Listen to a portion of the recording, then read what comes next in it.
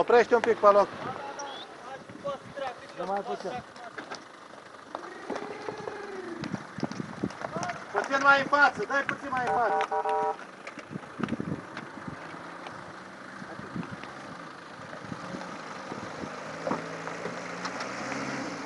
Păi așa frumos la sfârșit.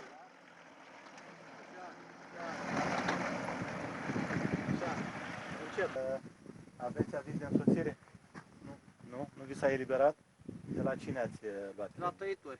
Cum? Tăitori, Tăitor. Era și pădurar acolo? nu e. Și contra ce cărei sume ați ridicat? Cât ați dat? Care este căruța dumneavoastră? Asta. Asta. Cât, Care am dus? Am dus amândoi. cât, Am fost amândoi. cât ați plătit? În bani, ca să spunem. Am dus. De ale mâncări din curte. Pasării, ce a fost? Ce am avut? Am înțeles. Deci produse, De ale da? mâncare, da, da. Și ce ați dus? Ce înseamnă? I-am dus pasării, pâine, țigări. Da? Cu ce le-a transportat? Pe partea asta. De aici, după partea asta, după malul stâng. N-ați trecut pe partea cealaltă, nu v-ați dus de acolo, nu? Și cu ce le-ați tăiat?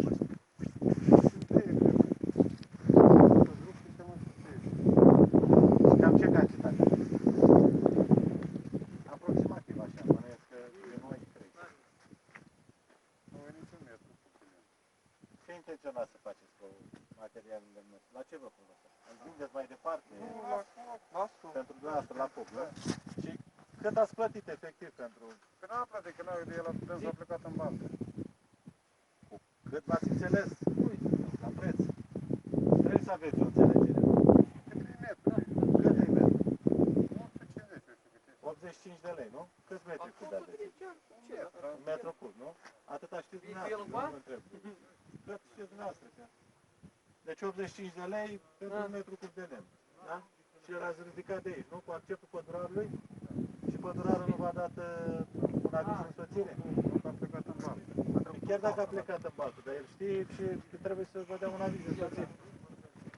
Mă rog, o să vă ridic atelajul și o să vi lase în custodie. Până la finalizarea cercetării. Asta înseamnă că nu aveți voie să aduceți modificări, să-l înstrăinați, da? Sau să schimbați utilitatea. Ce sunt străini? Nu străini nimic. Da?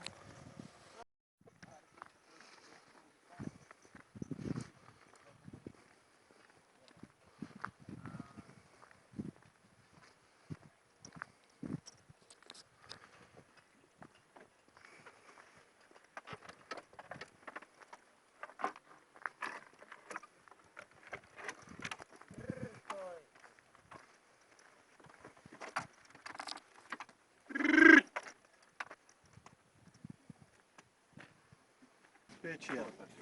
Loc. Deschidare. Deci, da să notăm aici, nu mai bine. Deci 0,90.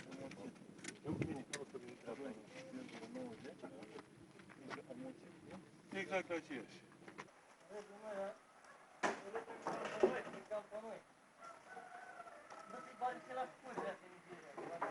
De ce? Ca să mătur eu?